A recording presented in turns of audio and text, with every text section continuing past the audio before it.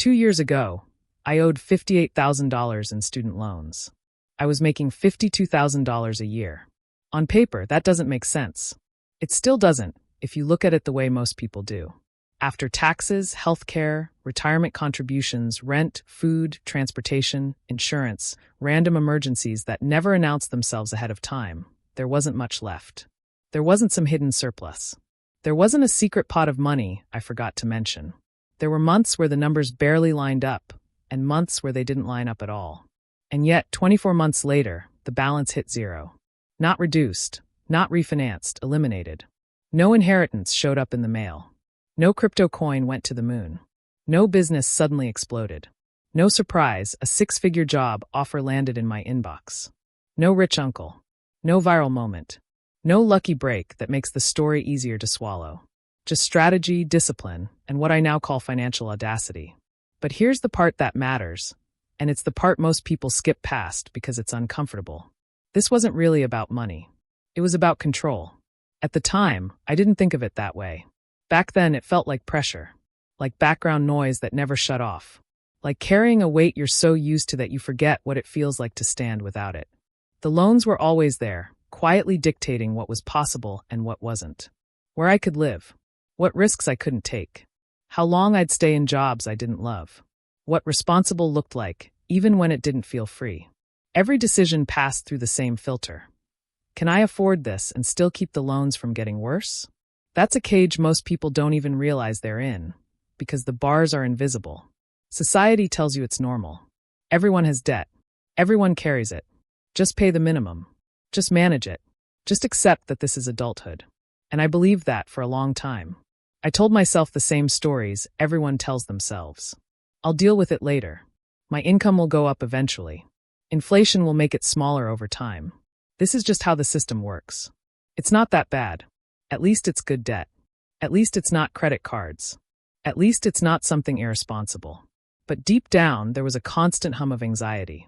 Not panic, not dread, just a low-grade awareness that my future was partially pre-sold. That a chunk of my time, energy, and attention already belonged to decisions I'd made years earlier. That I was working, in part, for a past version of myself who didn't fully understand the deal. The moment things changed wasn't dramatic. There was no spreadsheet epiphany. No motivational podcast that suddenly flipped a switch. It was quieter than that, and honestly, more unsettling. I was sitting with my numbers one night, doing what I'd done dozens of times before. Income on one side. Expenses on the other. Loan balances listed out, minimum payments neatly arranged. Everything looked fine. Tight but fine. Manageable. Sustainable. And that word hit me wrong. Sustainable. Sustainable meant I could keep doing this indefinitely. Sustainable meant nothing actually had to change. Sustainable meant the loans would be with me for another decade, maybe longer, quietly siphoning off options 1 month at a time. I realized I didn't want to be sustainable. I wanted it done. That distinction matters more than people realize. Most financial advice is built around sustainability. Budgets you can live with forever. Payments that don't hurt too much. Plans that assume debt is a permanent companion you just learn to tolerate. But tolerating something is not the same as controlling it. That night, I asked myself a question I hadn't let myself ask before, because it felt unrealistic, even irresponsible. What would my life look like if these loans were gone? Not smaller. Not reduced. Gone. I didn't answer it with numbers at first. I answered it with feeling. With space. With breath. With the absence of that constant background noise. With the ability to say yes faster, and no without guilt. With flexibility, with leverage, with choices that weren't pre-filtered by a balance statement. And once I let myself feel that, the old plan stopped making sense. Here's the uncomfortable truth. I had been organizing my life around debt instead of organizing my life to eliminate it. Everything was optimized for coexistence. Nothing was optimized for escape. That's the mindset shift most people never make, because it requires admitting that the reasonable path is also the longest one. It requires questioning advice that sounds mature and balanced and safe, but quietly keeps you stuck. I stopped asking, what's the minimum I can pay without suffering? I started asking, what's the maximum I can direct at this without breaking my life? Those are two completely different questions, and they produce radically different behavior. When you ask the first question, you protect your comfort. When you ask the second, you challenge your identity. Because suddenly, everything becomes negotiable. Not just numbers, but assumptions. What you think you need. What you think you deserve right now. What you think is non-negotiable, when in reality it's just familiar. I didn't become reckless. I didn't starve myself. I didn't move into a cardboard box or work 3 jobs. But I did stop pretending that every expense was equally sacred. I looked at my spending not as a reflection of who I was, but as a set of votes I was casting for the future I wanted. And when I framed it that way, some things stopped getting my vote. The hardest part wasn't cutting obvious luxuries. It was confronting the quiet leaks. The conveniences I justified because everyone does this. The subscriptions I barely noticed. The habits that didn't feel extravagant, just automatic.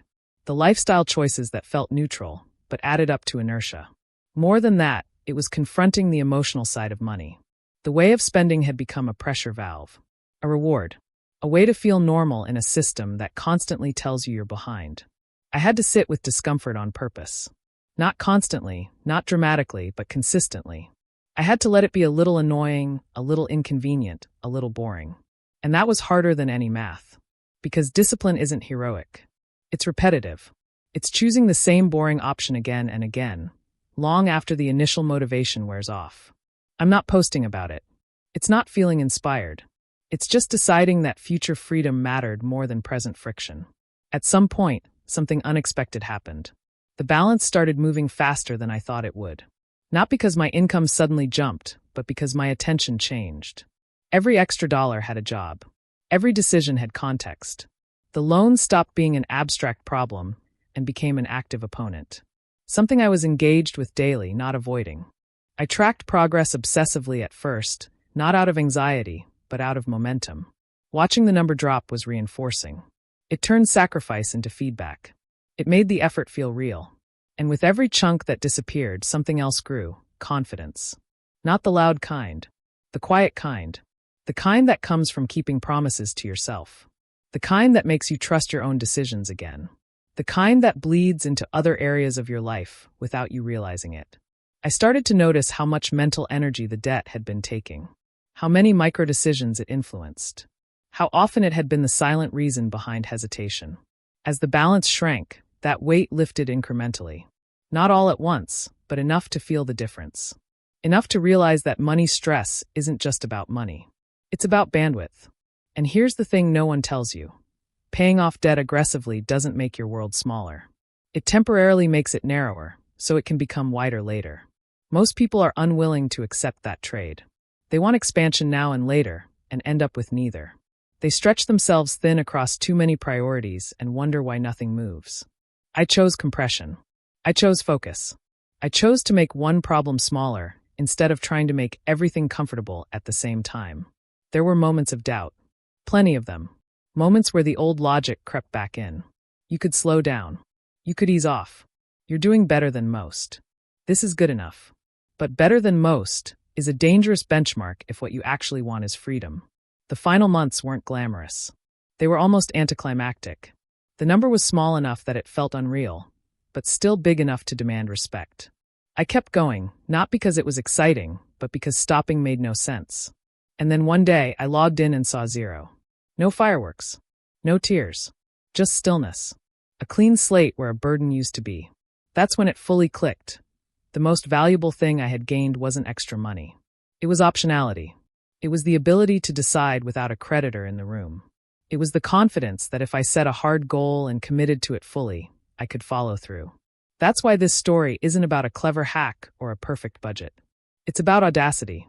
The audacity to believe that the standard timeline is not mandatory. The audacity to prioritize being done over being comfortable. The audacity to temporarily disappoint your present self in service of your future one. Before I show you the math, the tactics, the exact moves that made this possible, you need to understand this part first. Because without that shift, without reclaiming control as the primary objective, none of the math matters. The numbers don't work until your mindset does. Let's start with reality, not motivation, not theory, not what sounds good on a podcast. Just the numbers as they actually were. I was making $52,000 a year. On paper, that sounds fine. It sounds like stability. It sounds like I should have been able to handle my loans without too much stress. That's how it's usually framed. But annual salary is a useless number for real life. Monthly cash flow is what actually tells the truth. After federal taxes, state taxes, and payroll deductions, my take-home pay landed at roughly $3,200 a month. Not sometimes. Not a good month. On average. That was the number I had to work with. Out of that, rent was $1,150. Non-negotiable. I already lived modestly. No luxury building, no fancy amenities, no roommate drama I was willing to re-enter my life for at that point. Utilities averaged about $180. Electricity, water, internet. Nothing excessive. Just the cost of existing indoors. Car payment plus insurance came out to about $400. I drove a reliable, boring car. No upgrades. No ego purchase. Just something that got me to work and back. Groceries were around $350. That wasn't dining out every night. That was cooking most meals, shopping sales, being reasonably careful without being obsessive. Gas ran about $150 a month. Commute, errands, normal movement. Phone and subscriptions together were around $120. Phone plan, a couple of digital services, nothing wild, but also not zero. When you add all of that up, before student loans even entered the conversation, the money left over was roughly $850 to $900 a month. That's the margin. That's the breathing room. That's the space where people say, see, you're fine. You can save a little, invest a little, and enjoy your life. Then came the student loans. The minimum payment was $620 a month. Not optional. Not flexible. That was the bill. So if I paid the minimum, which is what the system expects you to do, I'd be left with maybe $200 a month. $200 for savings, emergencies, travel, unexpected expenses, anything life decided to throw at me. And that's a good month. That's assuming nothing breaks, nothing spikes, nothing goes wrong. That's when I actually ran the long-term numbers instead of just glancing at the balance and feeling vaguely uncomfortable. At the minimum payment, I'd be in debt for roughly 9 years. Almost a decade. And over that time, I'd pay more than $14,000 in interest alone. $14,000 for the privilege of taking my time. That was the moment something snapped into focus. Minimum payments are not neutral. They're not generous. They're not designed to help you. They're comfort payments. They're structured to be just low enough that you don't panic, but just high enough that the system keeps extracting value from you for as long as possible. They're designed to keep you stable enough not to default. Not free enough to move on. Once I saw that clearly, I couldn't unsee it. So I stopped asking how to manage my loans, and I started asking how to eliminate them. I asked a different question, and it changed everything. What would it take to kill this in 24 months? Not eventually. Not as fast as reasonable. 24 months. 2 years. A hard line in the sand. I took the total balance, $58,000, and divided it by 24. That number came out to roughly $2,417 a month. I stared at that number for a long time, because my take-home pay was $3,200, which meant, on paper, I was supposed to live on less than $800 a month to make that work. The math looked impossible. And for a moment, I almost stopped there.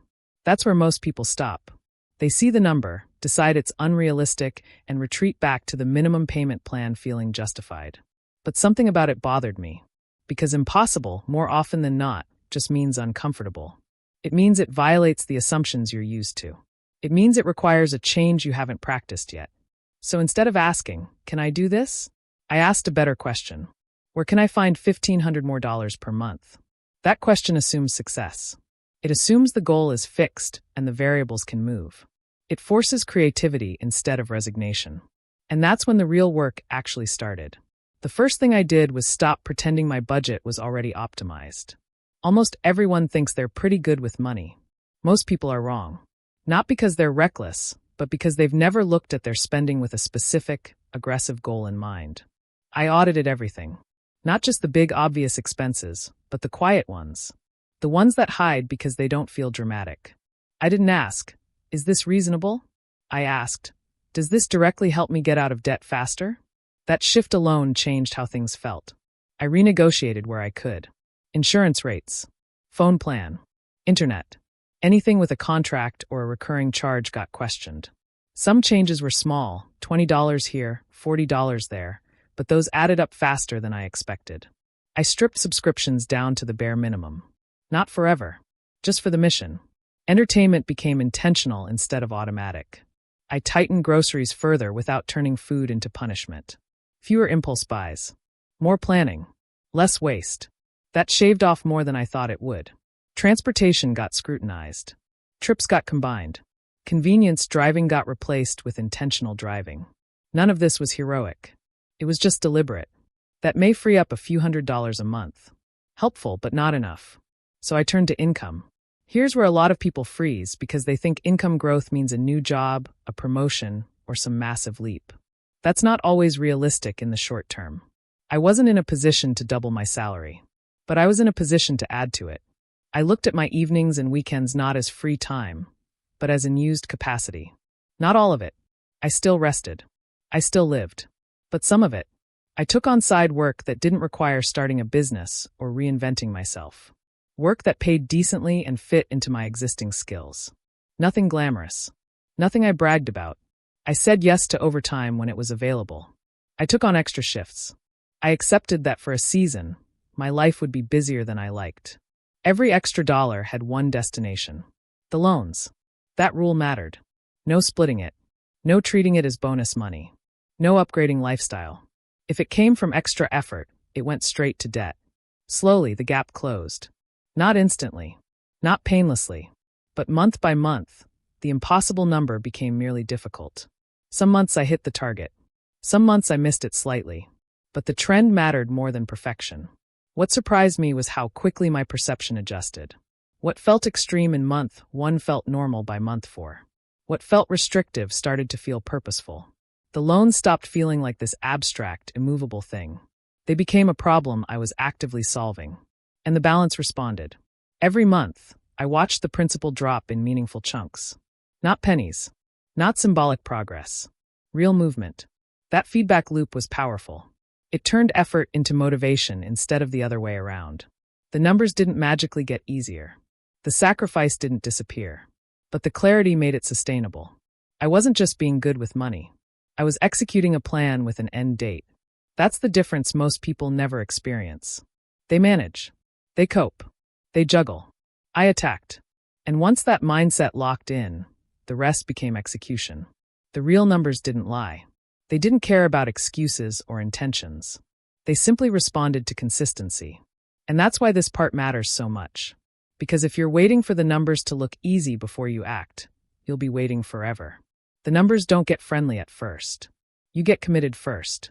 Then the numbers start to move. Most people start by cutting expenses. That's the default advice. Clip coupons. Cancel subscriptions. Skip lattes. And yes, that matters, but it's also small thinking if it's the only lever you pull. Expenses have a hard floor. Income doesn't. Once I realized that, everything shifted. The biggest mistake I had made up to that point wasn't taking on debt. It was underpricing myself after I already had it. I had accepted my salary without negotiation because I was grateful to have the job, eager to be reasonable, and quietly afraid of rocking the boat. So the first move wasn't hustling. It was auditing my value. I sat down and looked at my role like an outsider would. Not emotionally. Objectively. What did I actually do? What problems did I solve? What outcomes did I drive that existed whether or not my title fully reflected them? I realized something uncomfortable. I was performing above the level I was being paid for, and I had the receipts to prove it. I just hadn't organized them. So I prepared. Not casually. Intentionally. I pulled market compensation data for comparable roles in my industry and region. Not inflated numbers. Realistic ones. I looked at ranges, not outliers. I documented performance metrics. Revenue influenced. Processes improved. Projects delivered early or under budget. Issues I had fixed that reduced friction for other teams. I wrote down specific wins. Not vague, worked hard, energy, but concrete examples that tied my work to outcomes the company cared about. Then I waited. That part matters. I didn't rush into a conversation half-prepared or emotionally charged. I gave it time. I kept delivering. I made myself increasingly difficult to ignore. 6 months later, I asked for the conversation. The raise wasn't massive. It wasn't a life-altering jump. But it was real. about $4,000 annually. After taxes, that worked out to roughly $250 more per month in my pocket. $250 doesn't sound exciting until you realize that's $3,000 a year going straight to debt without changing your lifestyle at all. That was the first crack in math. Then I turned to side income. This is where people either romanticize the idea or avoid it entirely. I did neither. I treated it like a tool, not an identity. I wasn't trying to build a brand. I wasn't chasing passion projects. I wasn't starting a company. I was solving specific problems for money in the most efficient way possible. I looked at the skills I already had and asked a simple question. Who needs this, and what will they pay? I took on freelance consulting on weekends. Work that was mentally demanding but time-bounded. No long-term emotional commitment. I secured one recurring contract that paid predictably each month. That stability mattered. It made planning easier. On top of that, I picked up one-off projects when they made sense. Not everything. Not every opportunity. Only the ones that paid well relative to the time they required. On average, that side income landed somewhere between $800 and $1,200 a month. Some months were lighter. Some were heavier. But the range was consistent enough to count. Now we were talking. Between the raise and the side income, I added roughly $1,000 to $1,400 per month to my cash flow. That single move changed everything. The math that once looked impossible now looked aggressive but doable. The target payments stopped feeling like a fantasy and started feeling like a stretch goal. But here's the part no one talks about honestly. It wasn't sustainable forever. And it wasn't supposed to be. This was never meant to be my life indefinitely. It was a strategic season. A temporary compression of comfort in exchange for permanent relief. There's a difference between hustling because you're afraid and hustling because you're focused. One burns you out. The other has an end date. I knew exactly why I was doing it. Every extra hour had a purpose. Every check had an assignment. That clarity made the workload tolerable. I also set boundaries early because unchecked side income can quietly become a second job that never ends. I capped how many hours I was willing to give. I protected at least some downtime. Not perfectly, but intentionally. There were weekends I didn't feel like doing the work. There were nights I questioned whether it was worth it. That's normal. Motivation isn't the engine. Commitment is. The key was that I didn't let the extra money disappear into lifestyle upgrades. No better apartment. No nicer car. No reward spending to compensate myself. Every dollar from the raise and the side work went straight to the loans. That rule was non-negotiable. What shocked me was how quickly my baseline adjusted. What once felt exhausting became routine. Not fun, but manageable. My capacity grew because my reason was clear. Income expansion did something else too. It gave me psychological leverage. I wasn't just cutting back anymore. I was actively increasing my power. That matters more than people realize. When you only cut expenses, it feels like deprivation. When you increase income, it feels like progress. And progress fuels consistency. This move didn't solve everything. It didn't magically erase the debt. But it created momentum, and momentum is what makes the next moves possible. That's why I always say this comes first. Before optimization. Before austerity. Before extreme discipline. You expand income first. Because once the cash flow shifts, everything else gets easier to execute. And once you understand that this is a season, not a sentence, you can push harder than you think without breaking. That distinction is everything. After income, the next lever was expenses. Not trimming around the edges. Not polite optimization. Real compression. This is the part most people avoid, not because it's impossible, but because it touches comfort, identity, and ego all at once. The biggest lever by far was housing. I moved. Not to something trendy. Not to something Instagram-worthy. To something cheaper. I went from paying $1,150 a month to $750. Smaller space. Fewer amenities. Longer commute. Less comfort, no question about it. But that single decision freed up $400 a month. $4,800 a year. Every year. That one move alone did more than most people's careful budgeting ever will. It wasn't fun. I won't pretend it was. The space was tighter. Storage was limited. The commute added time to my day that I would have preferred to spend elsewhere. But I reminded myself constantly, this wasn't a downgrade in life. It was a trade. I was trading temporary comfort for permanent leverage. Once housing was handled, I looked at transportation. I sold my car and bought a cheaper one. Not a beater, not something unreliable, but something paid down enough to dramatically reduce the monthly burden. Between the lower car payment and cheaper insurance, I cut about $180 a month. Again, not glamorous. No one congratulates you for driving a sensible car. But the numbers don't care about appearances. Then came food. This is where people lie to themselves the most. I cut eating out almost entirely. Not because I hate restaurants, but because convenience had quietly turned into a habit. A default. A reward I didn't even question anymore. I started meal prepping. Nothing extreme. Simple, repeatable meals. I planned groceries in advance instead of wandering aisles hungry. I stopped treating spending as a way to recover from stress. That last part was harder than the logistics. I had to notice when I was about to spend money not because I needed something, but because I wanted a break, a lift, a distraction. Once I saw it, I couldn't unsee it. On average, that shift saved me about $300 a month. When you stack it all together, housing, car, lifestyle changes, I freed up another $800 to $900 monthly. That's real money. That's momentum. And this is where most people quit. Not because they can't do it, but because it feels restrictive. It feels like life is shrinking, like joy is being postponed, like they're falling behind some imaginary standard of what adulthood should look like. That framing will kill your plan if you let it. So I had to change the story I was telling myself. This wasn't deprivation. It was compression. Compression means intentionally narrowing your life for a defined period, so you can expand it later without resistance. It's not punishment. It's a strategy. I wasn't living like this forever. I was living like this for 24 months. That distinction is everything. Forever feels unbearable. A season feels survivable. I put a countdown on it. Literally. I knew when it would end. I knew what I was buying with the discomfort. That clarity made the sacrifices tolerable. Sometimes even empowering. There were moments I missed the extra space. Moments I resented the commute. Moments where cooking again felt tedious. I let those feelings exist without letting them steer. Because every time I felt the friction, I reminded myself that friction was the point. It was proof I was doing something different. And slowly, something interesting happened. My baseline recalibrated. What initially felt like loss started to feel normal. Then it started to feel efficient. Then it started to feel smart. I stopped seeing myself as someone who was cutting back and started seeing myself as someone who was executing a plan. That identity shift matters more than spreadsheets. People assume aggressive expense cuts make you miserable. In my experience, unmanaged debt is far more exhausting than a smaller apartment or a simpler routine. The constant mental load of owing money drains more joy than most sacrifices ever will.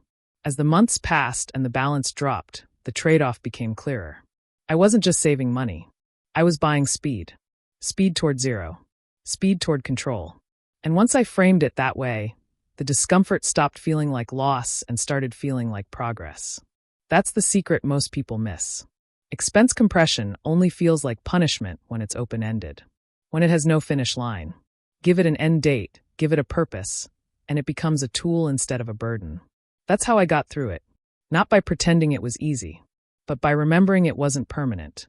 Once the cash flow was there, the question became how to deploy it with maximum force. This is where strategy actually matters, because effort without direction just feels exhausting. I used the avalanche method. Highest interest first. No emotional decisions. No trying to feel good by paying off smaller balances early. Just math. Every loan was listed out by interest rate, not balance size. The ugliest one went to the front of the line. That loan became the enemy. Everything else existed purely to stay current. Minimum payments were automated across the board. That part was intentional. Automation removed friction and removed the risk of missed payments. I never wanted to think about whether something got paid on time. It just happened. But automation stopped at the minimums. Everything above that was manual, deliberate, and aggressive. Every extra dollar went straight to the principal. No exceptions. Bonuses went to debt. Tax refunds went to debt. Side hustle spikes went to debt. Months where income was higher than expected went to debt. There was no debate. No, I'll split this one. No, I deserve a little something. The rule was simple. Unexpected money does not belong to my lifestyle. It belongs to the goal. That rule eliminated decision fatigue. I didn't have to negotiate with myself every time money showed up. The answer was already decided. I also changed how often I paid.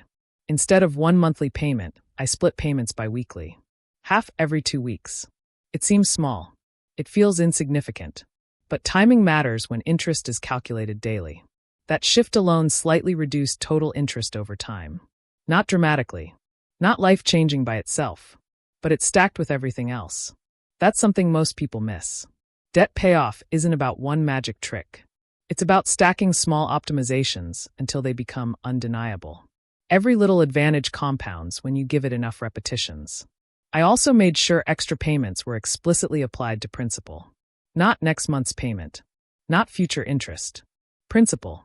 Every single time. That required attention. Lenders don't default to helping you.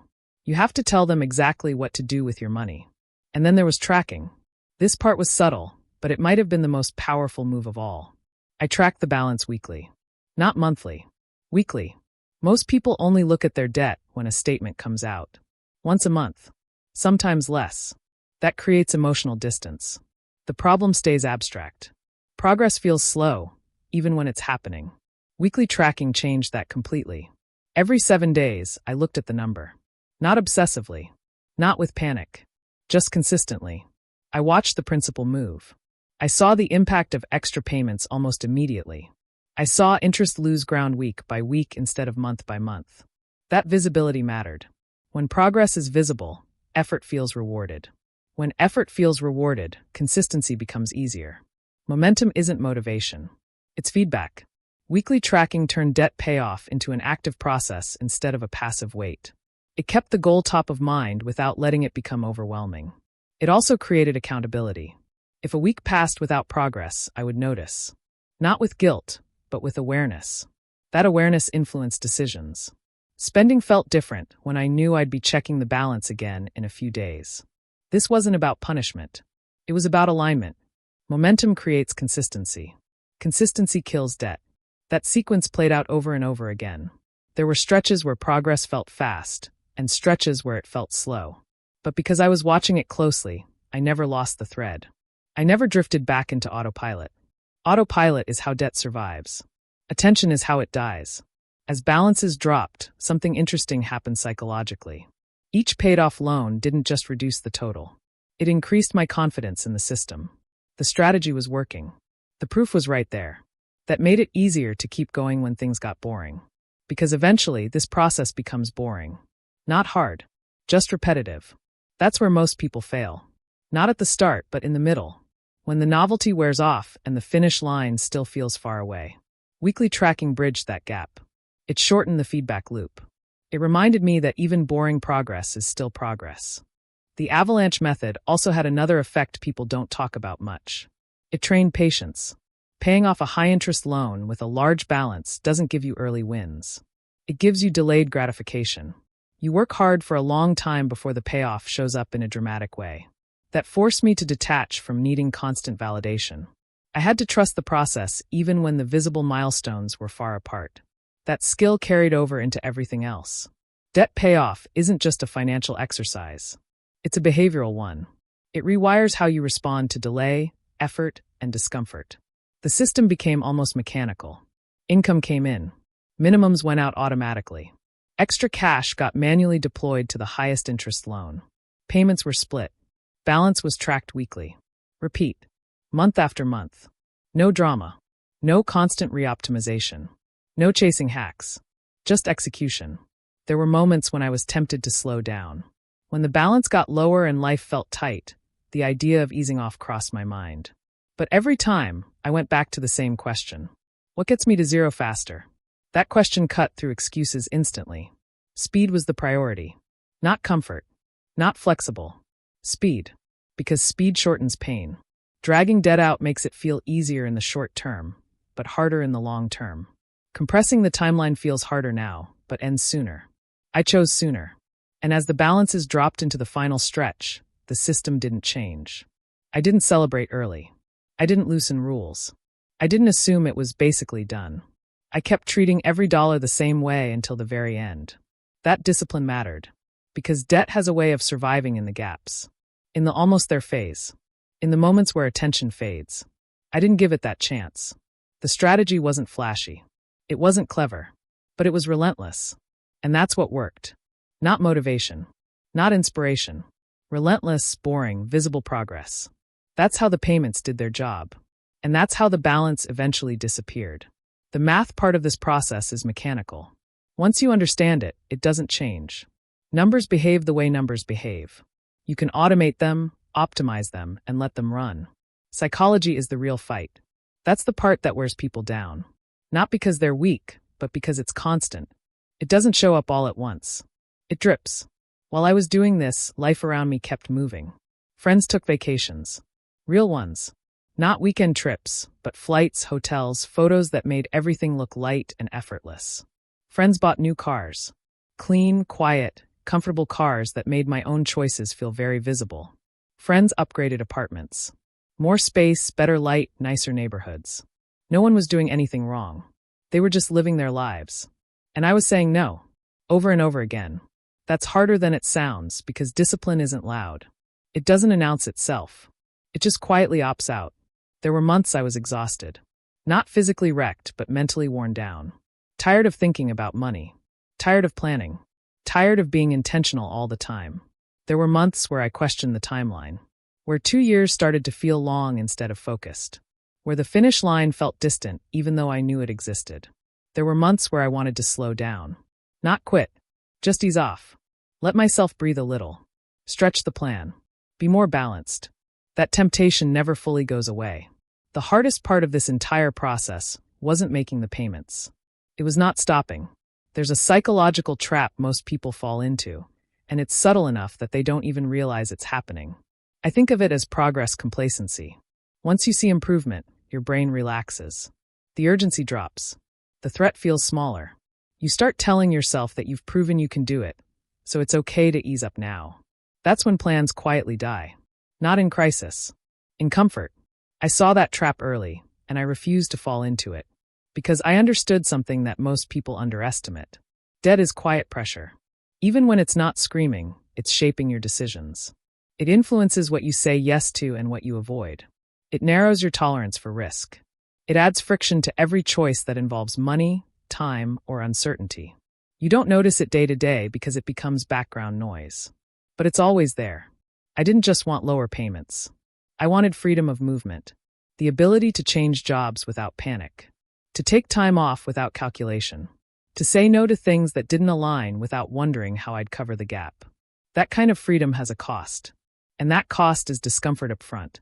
I had to get comfortable being the outlier, the one who wasn't upgrading, the one who wasn't keeping up, the one whose life looked smaller on the surface. That's a psychological skill. It's not about money. It's about identity. I had to detach my self-worth from visible consumption, from milestones that are easy to show and hard to sustain, from the idea that progress has to look impressive to be real. I also had to manage boredom. No one talks about how boring discipline gets. There's no novelty after a while. No adrenaline. Just repetition. That's where most people sabotage themselves. They don't break under pressure. They break under monotony. So I reframed boredom as stability, as proof that the system was working. If nothing dramatic was happening, that meant I was executing. Another psychological challenge was delayed gratification. The rewards were far away. Months away. Sometimes a year away. Meanwhile, the sacrifices were immediate. I had to train myself to trust future relief more than present relief. To believe that the version of me 2 years ahead mattered enough to inconvenience the version of me right now. That's not natural. It's learned. I used reminders. Not motivational quotes, but clarity. I revisited why I started. I visualized what zero would feel like, not as a fantasy, but as a functional reality. No payments. No balances. No mental tabs open. When motivation dipped, I leaned on systems instead of feelings. Automation kept things moving when my energy was low. Rules replaced willpower. I didn't ask myself every month whether I still wanted this. That question invites negotiation. I decided once and executed many times. There was also a strange grief involved. As the balance dropped, I realized how long debt had been shaping my choices without my consent. That awareness came with some anger. At the system. At myself. At the normalization of carrying this weight. But I didn't let that turn into resentment. I let it resolve. I was done letting past decisions dictate future ones. The final stretch was the hardest psychologically, even though it should have been the easiest. The number was smaller. The end was visible. That's when complacency whispers the loudest. You're basically there. You've done enough. You can slow down now. That's when I tightened focus. Because I knew that debt doesn't need you to fail completely. It just needs you to drift. So I didn't drift. I kept going at the same pace until the very end. And when it was over, the relief wasn't explosive. It was quiet, deep, stable. The absence of pressure is hard to describe until you've lived with it. That's what this was really about. Not proving discipline. Not beating a number. Reclaiming the ability to move freely without an invisible weight attached to every decision. That freedom was worth every uncomfortable month. And I would choose it again without hesitation. Month 23. I logged in and saw the balance sitting at $3,800. After everything that had happened, after all the months of intensity, discipline, and repetition, that number felt strangely small. Not insignificant, but exposed. Like the debt had finally lost its armor. I could have stretched it. That would have been the reasonable move. Keep the emergency cushion intact. Pay it off over a few more months. Stay balanced. Follow the rules one last time. That option was sitting right there. And I didn't take it. Instead, I made a decision that only made sense because of everything that came before. I liquidated part of my emergency cushion and finished it. Not recklessly. Not impulsively. Deliberately. People get uncomfortable when they hear that, and I understand why. Emergency funds are sacred in personal finance culture. Touching them feels dangerous, almost irresponsible. But context matters. At that point, my emergency fund wasn't theoretical. It was real. It existed because I had proven, over nearly 2 years, that I could generate cash flow, adapt quickly, and live below my means when necessary. More importantly, I trusted my earning ability. That trust wasn't optimism. It was evidence-based. I had negotiated my income. I had built side streams. I had demonstrated repeatedly that if I needed to produce money, I could.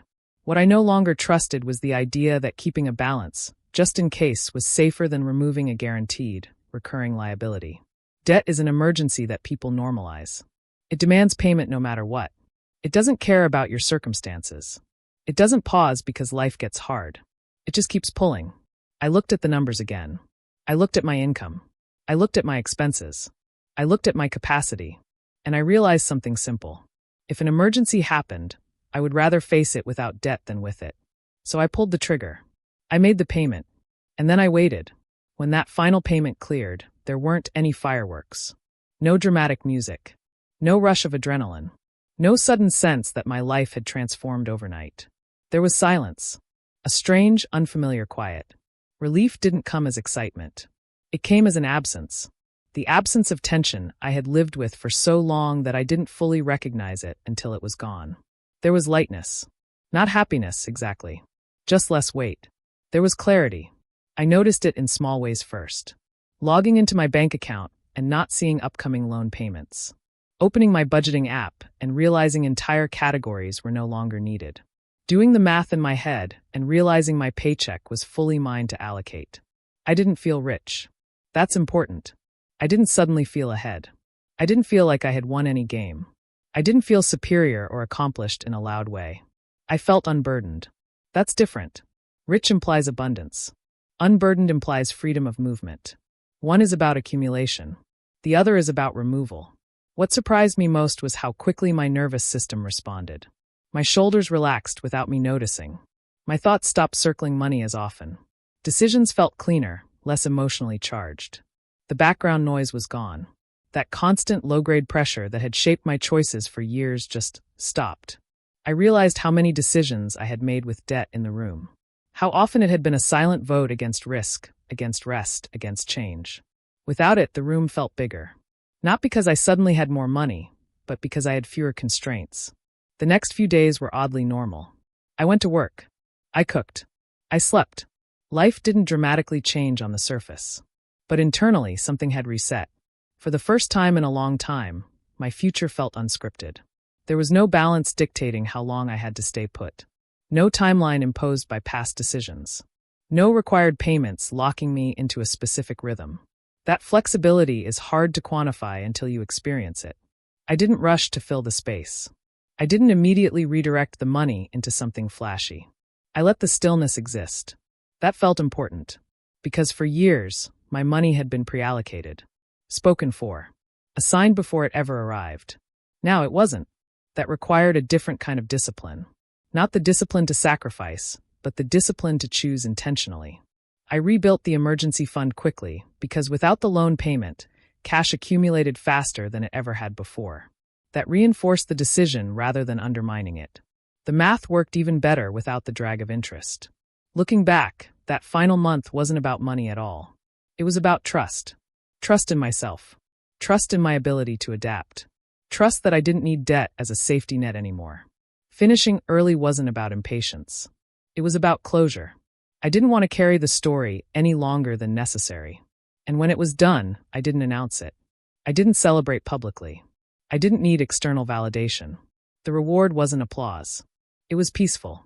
A quiet confidence that came from knowing I had taken something heavy, something normalized, something that had quietly limited my choices, and removed it entirely. No hacks. No miracles. Just a long series of intentional decisions that ended in one final click. That's what month 23 gave me. Not wealth. Freedom from weight. And once you feel that, you understand why people who've done this never want to go back. If I'm being honest, there are things I would do differently. Not because the plan failed, but because clarity always shows up faster in hindsight than it does in real time. The first thing is obvious once you see it, and frustrating once you accept it. I would have negotiated earlier. Not just once. Earlier and more often. For a long time, I treated my salary as static. Like it was a fixed attribute of the job instead of a variable shaped by conversation, leverage, and timing. I accepted what was offered because I didn't want to seem difficult. Because I told myself I hadn't earned the right yet. Because I confused gratitude with silence. That delay cost me time. Even a small increase earlier would have compounded across months, then years. A few $100s a month doesn't sound dramatic until you realize how aggressively it accelerates everything when paired with intention. What I learned too late is that negotiation isn't a confrontation. It's alignment. It's simply asking whether the value you're providing is being reflected accurately. And if the answer is no, the outcome isn't always a raise, but it's rarely nothing. Waiting until you feel fully ready is usually just fear wearing a respectable outfit. If I could rewind, I'd start the conversation earlier, even if the answer was no at first. Because no still gives you information. It gives you a target. It gives you leverage later. Silence gives you nothing. The second thing I would do differently is more nuanced, because it's easy to oversimplify in retrospect. I would have started investing small amounts simultaneously instead of waiting until the debt was gone. Not because the math demanded it, but because behavior matters. At the time, I was extremely binary. All debt first, everything else later. That focus helped me finish quickly, but it also created a strange psychological pause when the debt disappeared. I had optimized so completely around elimination that I hadn't practiced accumulation at the same time. Even a small, symbolic investment running in the background would have kept that muscle active. $50, $100, something automated and boring.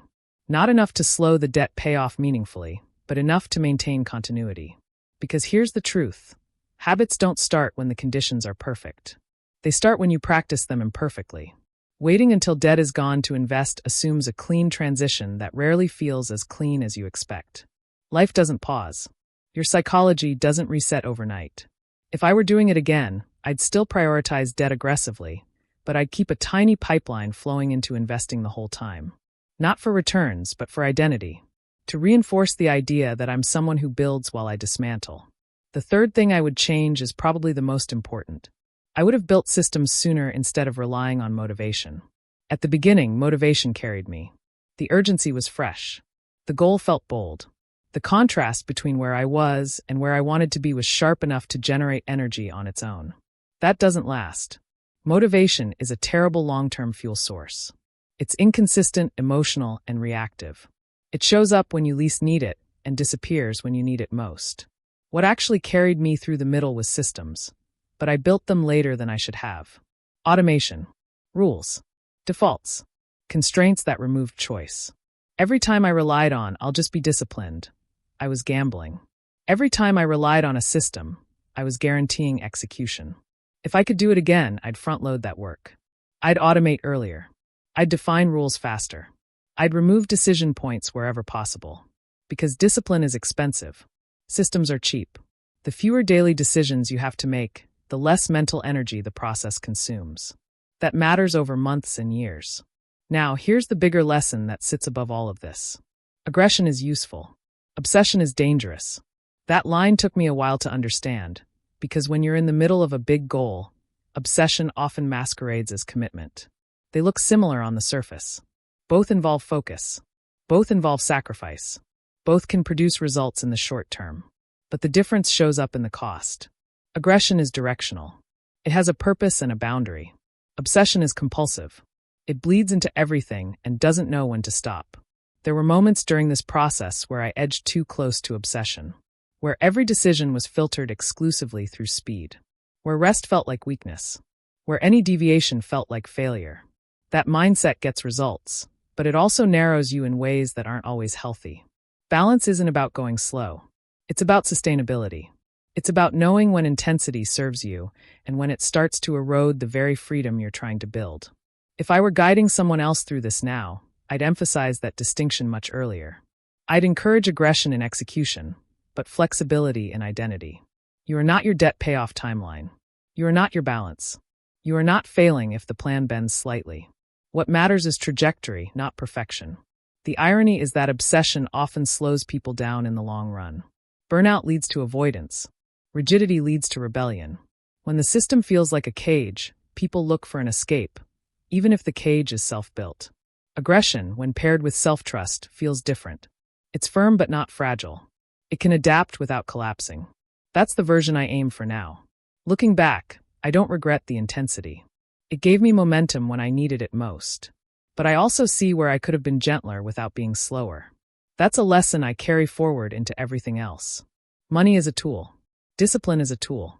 Even sacrifice is a tool. None of them are meant to become your identity. The goal was never to be someone who can endure discomfort indefinitely. The goal was to remove something that didn't belong in my future. And once that was done, the skills remained. Negotiation, focus, systems, patience, trust. Those are reusable. Debt is not. If I had to distill all of this into one final takeaway, it would be this. Be aggressive with the problem. Be patient with yourself. That balance is what makes progress repeatable. And repeatable progress is the only kind that actually lasts. Life after debt is quieter than people expect. There's no dramatic reveal, no moment where everything suddenly feels perfect. What changes is subtler, but far more powerful. The first thing I noticed was cash flow. It opened up in a way that's hard to appreciate until you experience it directly. The same income, the same job, but suddenly there was room. Real room. Money stopped arriving with instructions already attached to it.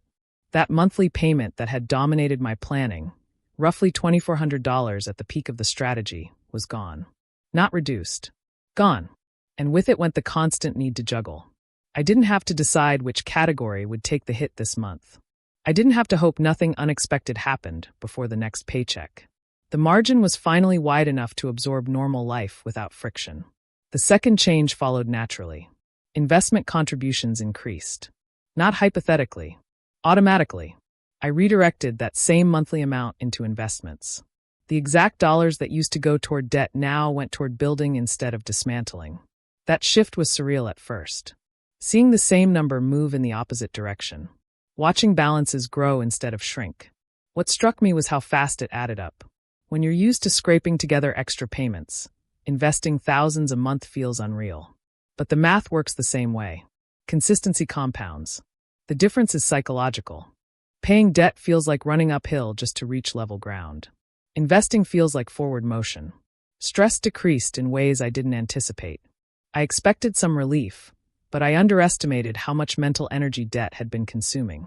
I wasn't thinking about money constantly anymore. I wasn't pre-calculating consequences before making simple decisions. I wasn't carrying that low-grade tension into unrelated parts of my life. Sleep improved. Focus improved. My patience with uncertainty improved. Stress didn't disappear entirely, but it lost its edge. It became situational instead of constant. That shift alone was worth more than any interest savings. My risk tolerance improved too. Not recklessly, thoughtfully. Without debt, the downside of taking chances shrank. I could consider opportunities without immediately running worst-case scenarios in my head. I could explore changes without panic math. I said yes to opportunities one would have passed on before. Projects, conversations, possibilities that didn't come with guaranteed outcomes, but offered upside. That's what debt had really been costing me. Optionality. The ability to choose based on alignment instead of obligation. The ability to move without dragging the past behind me. It's not that I suddenly started saying yes to everything. It's that my no's was cleaner, and my yes were less fearful. Money stopped being the loudest voice in the room. That changes compounds just like interest does. Confidence grows. Decision-making sharpens.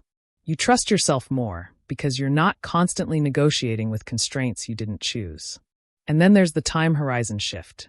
When you live under debt pressure, your thinking narrows.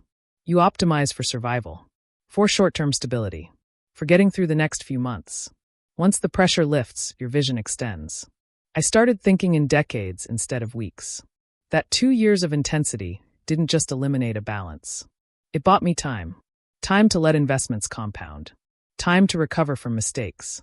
Time to pursue goals without a clock ticking loudly in the background. 2 years of focused effort created decades of leverage. That's not an exaggeration. Redirecting $2,400 a month into investments at the beginning of your career changes the trajectory permanently. It's not just about the amount. It's about the early start, the runway, the ability to stay invested through volatility because there's no debt pulling you back. I didn't become wealthy overnight, but I became positioned to absorb risk, positioned to recover quickly, positioned to say no to things that didn't align and yes to things that did. That's the part most people miss. Debt doesn't just cost interest. It costs flexibility. It costs patience. It costs courage. Removing it doesn't make life perfect, but it removes a constant headwind. And when you remove a headwind, even modest effort carries you farther. The discipline I built during those 2 years didn't disappear once the debt was gone. It was transferred. I still track. I still automate. I still live intentionally. But now the energy goes toward building instead of repairing.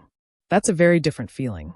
The habits that once felt restrictive now feel empowering because they're no longer about escape. They're about expansion. Life after debt isn't flashy. It's spacious. It's waking up without a financial obligation dictating your next move.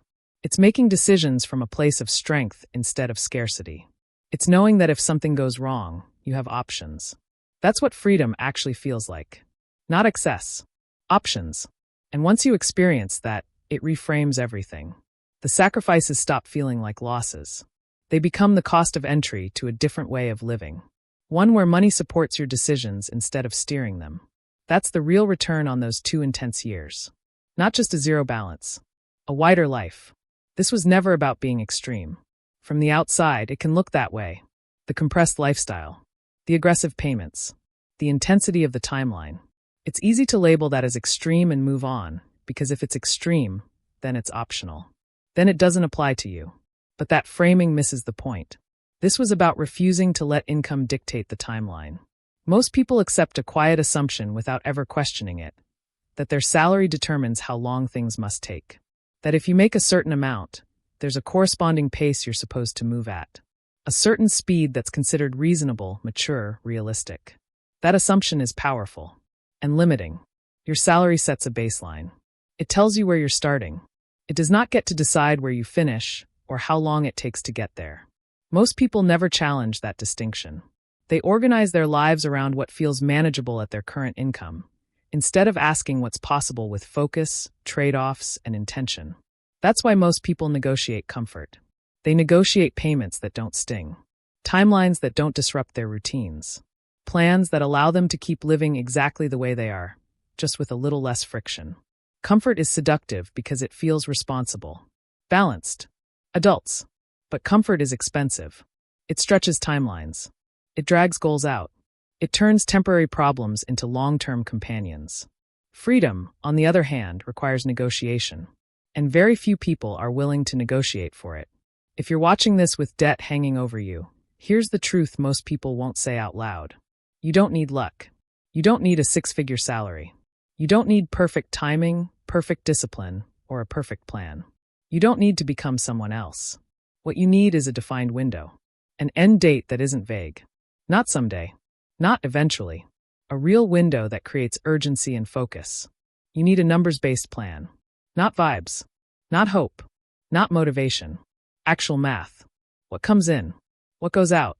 What can be redirected? What can be expanded? What can be compressed? And you need the audacity to compress your life temporarily. That's the part people resist the most. Because compression feels like loss.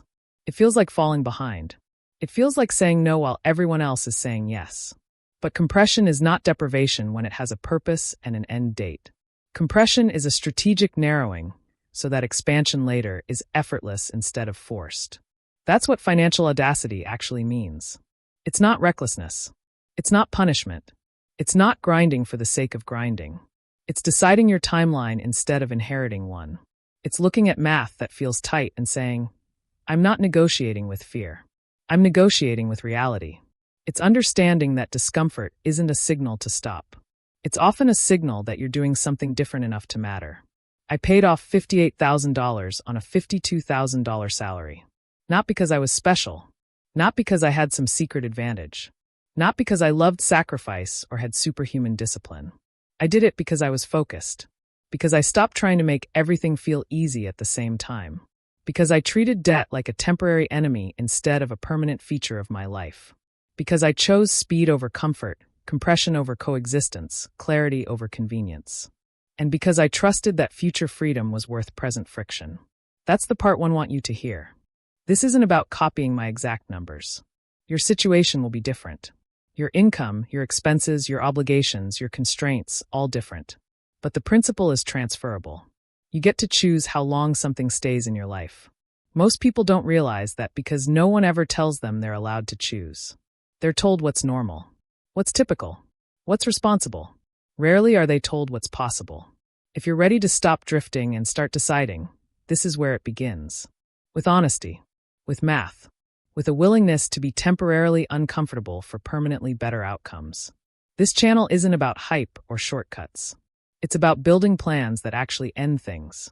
If you're ready to build your own numbers, your own timeline, your own version of financial audacity, this is where we do it. No shame,